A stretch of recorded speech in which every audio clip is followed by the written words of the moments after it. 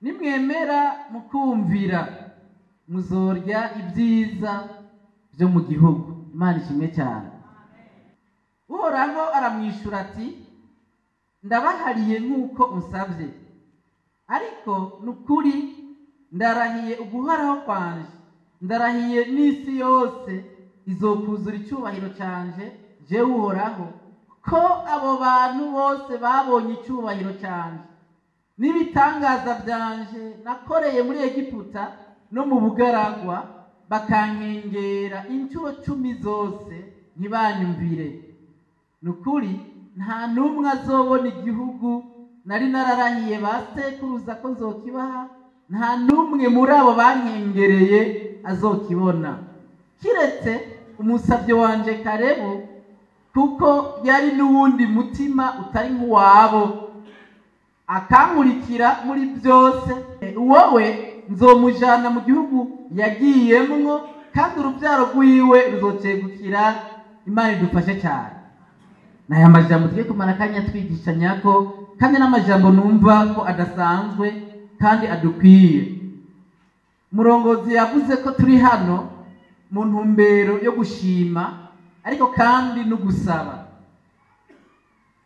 Iyo umuntu agomba gusaba ubundi abanza kuraba ko ataco bapfa, kuko ngiye gusaba umuntu hari icyo dupfa biraza kungora, biraza kumugora ingene havamo icyo ndamusabye, kuko yoca mbere avuga ati hari ikintu wari kubanza utabanje, wari kubanza kunsaba imbabazi nubizi. Niyo mpamvu rero ko twaje gushimira Imana, ikabivuga yuko ikunda amashimwe y'uwitunganije, tukaba tugomba no kuyisaba, kuko ibyo tuyisaba ntibibuze.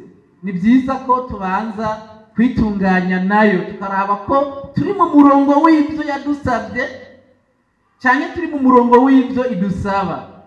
Mu ntangamarara ngomba maze vuge ni turakwiye gushimira Imana cyane, yaturemye turi abantu tutari bikoko, kuko byari gushoboka. Ariko kandi kugira ngo umuntu abe umuntu nyamuntu, nuko aba afise ubuntu muri we.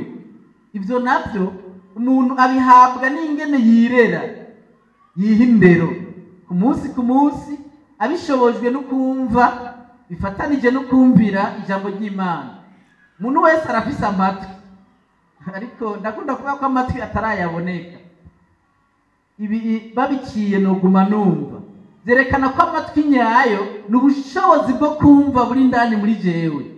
Byumvikana ko ishobora kuba afise aya matwi aboneka, mugubwo bushobozi bwo kumva butari muri jewe, naho muba muyabona nkaba numva. Ashatse kuvuga iki? Turi hano twese twumva, mugabo kumva ni kimwe no kumvira n'ikindi.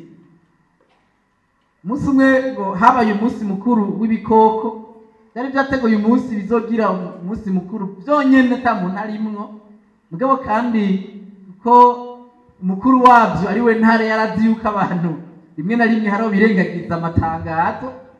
Yari yamaze igihe atangaza umunsi n'uyu n'itariki ntihagire umuntu azoja habona n'umunsi mukuru wacu. Mwabyumvise? Twabyumvise. Umunsi mukuru ugeze, hama umugabo umwe yumvise ntiyumva neza, yumvise ariko ntiyumvira, aja kwitemberera ngo umuntu akunda kunywa agatabi, inyota yari imufasha, aravuga ati ibyo bikoko naho byatangaje je ntacyo bintwaye. Ariko aratembera, Ntare aramubura ati wa mugabo we nibi natangazo wumvise? Zireka bwana, inyota y'itabi yari inyishe. Sawa rero, cara ikiramucakira, irondera saka kwa bati ncungira uyu mugabo, tugira umunsi mukuru ni wahera ku mugoroba ndamukira urubanza. Umunsi mukuru urabandanya, saka kwavu saa 8 igeze kumva biraza ati uyu mugabo nta kintu yogira, noba ndihembutse. Gasimbira ku matwi karaca kararya karihembutse uko ari gashonje. Ku mugoroba Ntare aje ati mpa wa muntu rero, igiziramura bati saka kwa uyu muntu amatwi yiwe ari. Saka avuga ati abantu bari n'amatwi yaraya yagira akirengagiza we wenyene mu gihugu cyose itangazo ryavuzwe akaja habona, nta matwi yari afise burya. Ya Ntare habira ati kandi nibyo yagira niyere kuja habona, nta yari afise kwere. Saka kwavuka bakaratsinze ko umuntu atagira amatwi. No hahera. Bare turafise amatwi mugabo kugira amatwi ni kimwe, nukumva ni kimwe, ariko kandi nukumva neza n'ikindi kintu.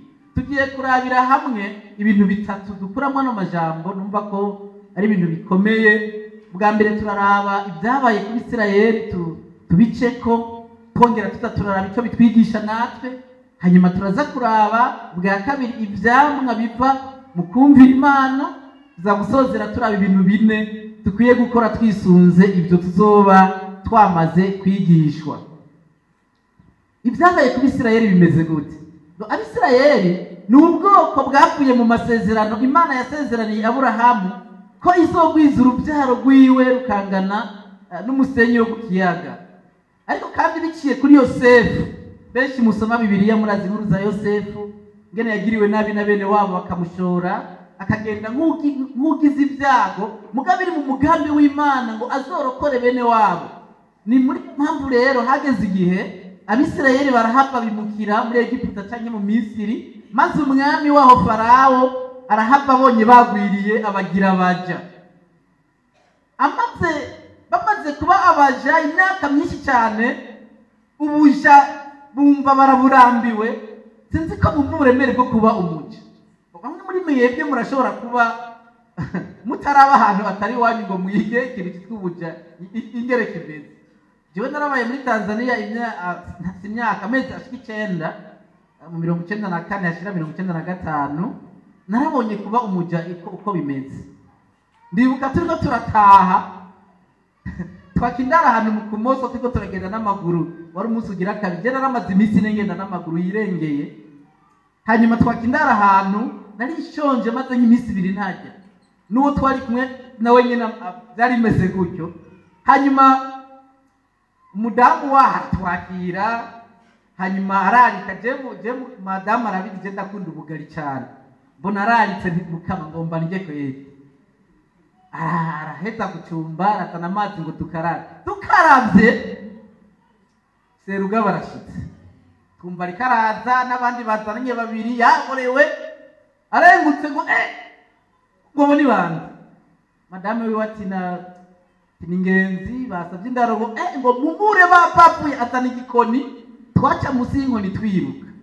Bugari bwari buhiye tugira ngo tugomba tuburye, na yanzara turiruka mu mashamba yo mu Kumoso, arantu hitwa za Nyamiginari muri komine Nyabitsinda, turiruka.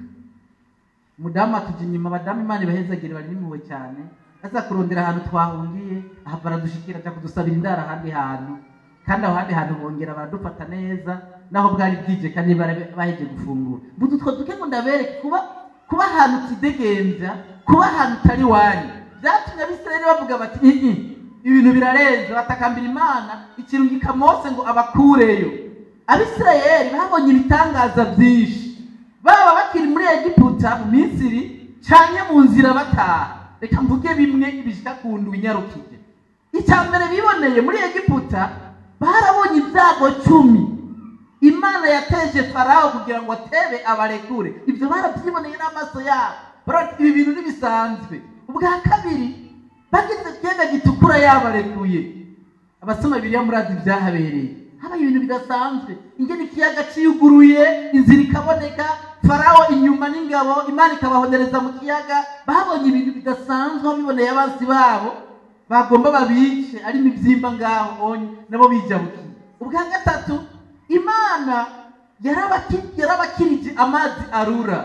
Uravye muri Kuva 15:22 kubandanya, bageze ahantu hari amazi arura batangura kwidodomba, aya mazi ni biki Mose watuzaniye iki hano? Hanyuma Imana ikoresha Mose, amazi arura arakira. Mbere cyo bahisezerana hari umurongo ukomeye cyane uri muri Kuva 15 umurongo wa 26 uvuga uti, nimwagira umwete wo kumvira Uhoraho Imana yanyu, mugakora ibitunganye mu nyonga ziwe, mukumvira ibyagezwe byiwe, mukitondera ibyo yihanikirije byose, ngo nta ndwara zobateza nk'izo yateje Abanyegiputa, kuko ari we Uhoraho abakiza indwara. Imana ishimwe cyane. Niryo sezerano yabasezeraniye imaze kubakiriza ya mazi arura. Ubwa kane baragaburiwe manu mu bugaragwa muri Kuva 16, bararonka ibyo kurya, bariko baridodomba bati none turakura he ibyo turya. Ubwa gatanu hageze igihe babura amazi, Imana yabakurira mu gitandara cy'ibuye. Muri Kuvayo 17 bereye ku murongo wa mbere kubandanya. Ubwa gatandatu abamareki babitambika imbere, baza kubona intsinzi ikomeye cyane bahawe n'Imana, barabanesha. Ibi ndaza kubigaruka ko niko ndasozeye. Hanyuma ubw'indwi Uhoraho yarabiyeretse bari ku musozi Sinayi. Yarabiyeretse barabona ubwiza bw'Imana bari ku musozi Sinayi.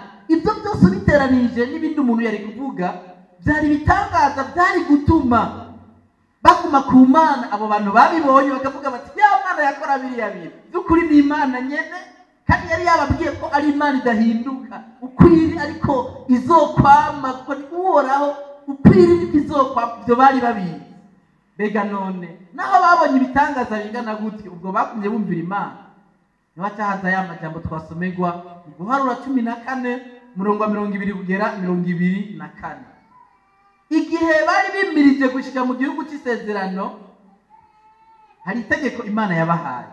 Ravye muri Guharura 13 umurongo wa 2 havuga hati, ni Imana yabwiye Mose, tuma abantu baje gutata igihugu cy'Ikanani mpaye Abisirayeli, ukure umuntu umwe mu miryango y'abasekuruza asanzwe ari mukuru muri bo. Mu yandi majambo, Imana yabwiye Mose ngo atoranye abantu 12 akuye umwe mu muryango umwe kugira abatume. Mu yindi mvugo, ni nk'uko Imana yari yabwiye Mose ngo ashireho urwego rw'ubutazi rw'igendereza, abatume bagenda hariya hantu babanze bapeneneze, barabe mbega Ikanani hameze gute, abantu baho bameze gute, ibyo kurya byaho bimeze gute, n'ibindi bitandukanye. Kandi baragiye abo 12. Bamaze kugenda, watumwe rero uragarukana raporo. Bagarukana raporo imeze gute? Siniturinda gusoma cyane, mugabo uravye mu gihimba c'13 umurongo wa 27 n'uwa 20 kugera 29, raporo bazanye bose babonye ibintu bisa hariya mu gihugu cy'isezerano. Ibiri nindi bavuga ngo iki? Haravuga hati, babarira Mose bati, twarashitse mu gihugu wadutumyemwo, kandi n'ivy'ukuri koko gitemba amata n'ubuki, kandi ngibyo n'ibyo twamuyeyo. Mugabo abantu baba muri icyo gihugu n'abahizi, kandi ibisagara byabo bizitijwe inzitiro z'amabuye, kandi n'ibinini cyane. Eka mbere twabonyeyo Abanaki, kandi igihugu cy'Inegebu kibamwo Abamaleki, n'imisozi yaho habamwo Abaheti n'Abayebusi n'Abamori, kandi ahaherereye ku kiyaga haba Abanyakanani hamwe n'ahaherereye kuri Yorodani. Ibintu babonye ni bimwe. Mugabo ati igihugu gitemba amata n'ubuki koko ni cyiza cyane. Mugabo abantu bari mbere twaboneka imbere yabo nk'inzige. Ibyo byari ukuri. Mugabo ingorane yabaye hehe? Babonye bimwe, mugabo isobanuro yabyo ikiba yitandukanye. Babiri muri bo, Yosuwa na Kalebu, naho babonye ko bikomeye kwinjira atarumva kwinjirayo, bo barumva ko bumviye Imana, bakisunga Imana bashobora kwinjira. Mugabo 10 basigaye baca intege rwose Abisirayeli, barabwira bati aho ntidushobora kujayo, abantu baho baradusumba, abantu baho n'abahizi bamenyereye intambara, bamenyereye kurwana, barabaca intege. Bamaze kubaca intege, Abisirayeli ikibazo cyabaye gikomeye, bose bagiye guhengamira kuri bamwe 10 bavuze inkuru zica intege, ku buryo hari umurongo hano ukomeye 14 ku murongo w'10 ngo ishengero ryose riraheza rivuga ko babicisha amabuye. Nukuvuga iki? Yosuwa na Kalebu bariko bararemesha abantu, ahubwo nimba Uhoraho tumuhimbaye ngo tuduge, igihugu arakiduha, ahubwo tunyaruke tugende. Ni babiri bariko baremesha abantu, 10 bariko babaca intege. Hanyuma ishengero ryose riti ahubwo dutora amabuye abantu tubice. Bumva bitabaho, Uhoraho rero aca ariyerekana. Hajya rero Imana ihagurutse. Mose ntabwo atari yagize asabira imbabazi Abisirayeli. Uhoraho arahaguruka, ndavuga ati Mose igigwayo, aba bantu ndabarandure, ndabarungikirikiza, ndabahonye mu kagisase, nawe ndaguhindura ihanga rikomeye. Nibaza ko niho hantu mbona ko habaye umuntu agerageza guhanura Imana, kabwira ati yamara Uhoraho urabona na wewe dusome